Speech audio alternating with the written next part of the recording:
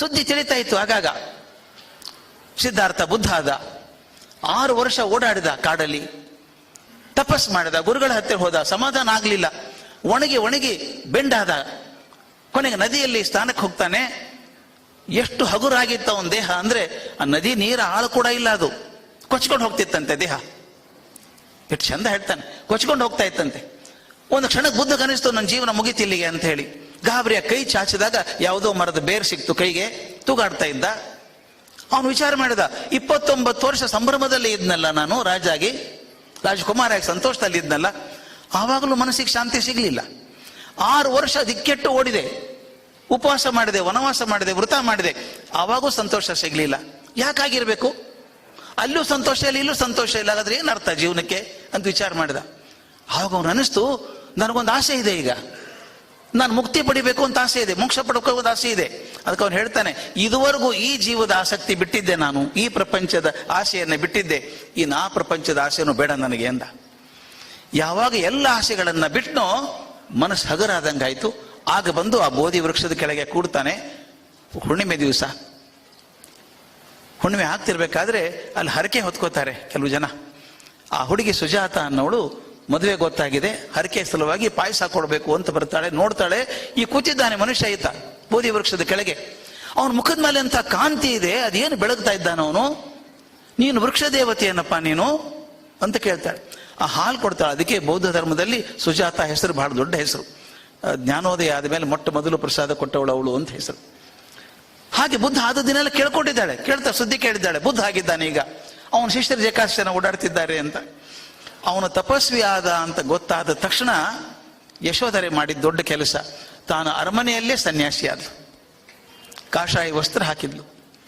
ಅವನು ಒಪ್ಪತ್ತು ಊಟ ಮಾಡ್ತಾನೆ ಅಂತ ಗೊತ್ತಾದ, ತಾನು ಒಪ್ಪತ್ತು ಊಟ ಮಾಡೋಕೆ ಶುರು ಮಾಡಿದ್ಲು. ಹಾಸಿಗೆ ಬೆಂಚ ಬಿಟ್ಲು, ತಾನು ನೆಲದ ಮೇಲೆ ಚಾಪೆ ಮೇಲೆ ಮಲ್ಕೊಳ್ಳೋಕೆ ಶುರು ಮಾಡಿದ್ಲು. ಇದು ನೋಡಿದಾಗ ನಮ್ಮ ಭರತ ನೆನಪಾಗಲ್ವಾ? ಭರತ ರಾಮ ಅಲ್ಲಿ ಕಾಡಲ್ಲಿ ಏನಿದ್ದಾನೋ ಅದೇ ರೀತಿಯಲ್ಲಿ ಬದುಕಿದವನು. ತಾನು ಸಂಭ್ರಮದಲ್ಲಿ ಇರಬಹುದಾಗಿದ್ದ, ಸಾಮಾನ್ಯವಾಗಿ ಏನು ಇಲ್ಲದೆ ಇದ್ದಾಗ ಉಪವಾಸ ಇರೋದು ಬಹಳ ಚಲೋ, ಒಳ್ಳೇದು. ಮುಂದೆ ಊಟ ಇಟ್ಕೊಂಡು ಉಪವಾಸ ಮಾಡೋದು ಬಹಳ ಕಷ್ಟ ಅಲ್ವಾ?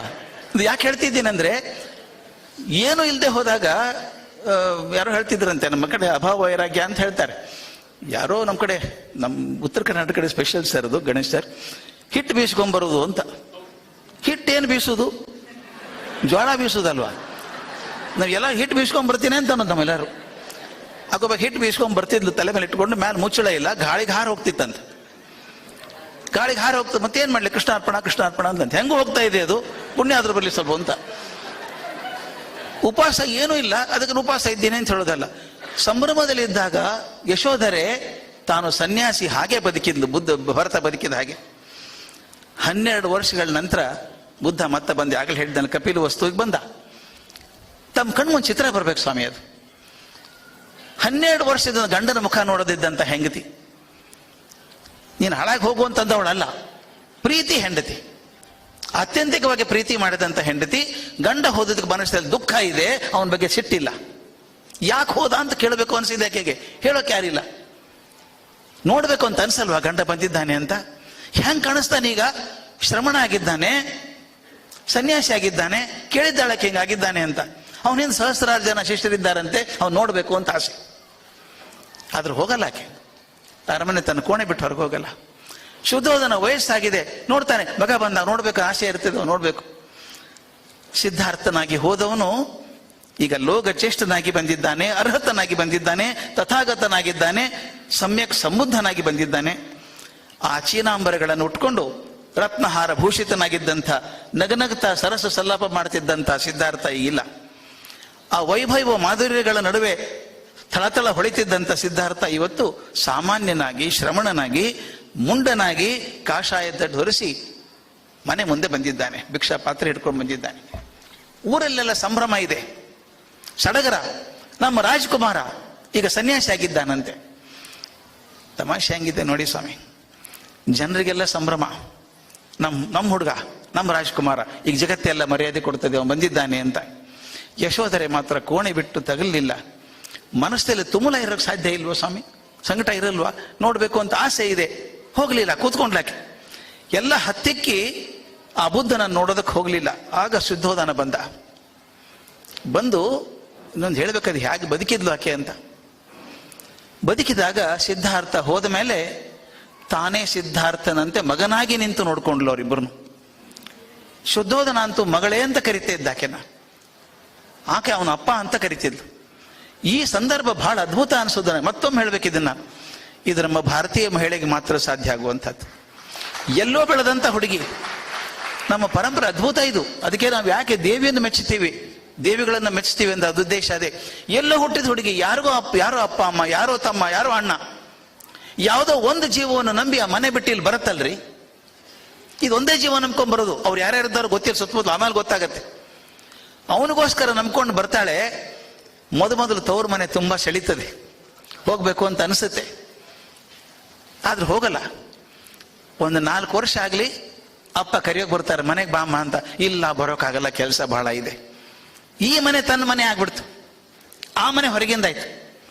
ಹಾಗೆ ಇಮೋಷನಲ್ ಗ್ರಾಫ್ಟಿಂಗ್ ಇದು. ಗ್ರಾಫ್ಟಿಂಗ್, ಗಿಡ ಸಸಿ ಕಸಿ ಮಾಡ್ತೀವಲ್ಲ, ಒಂದು ಮನೆತನವನ್ನು ಪೂರ್ತಿ ಬಿಟ್ಟು ಇನ್ನೊಂದು ಕಡೆ ಬಂದು ಕಸಿ ಮಾಡ್ಕೊಳ್ಳೋದಿದೆಯಲ್ಲ, ಇದು ನಮ್ಮ ಭಾರತೀಯ ಮಹಿಳೆಗೆ ಮಾತ್ರ ಸಾಧ್ಯ ಆದಂಥದ್ದು.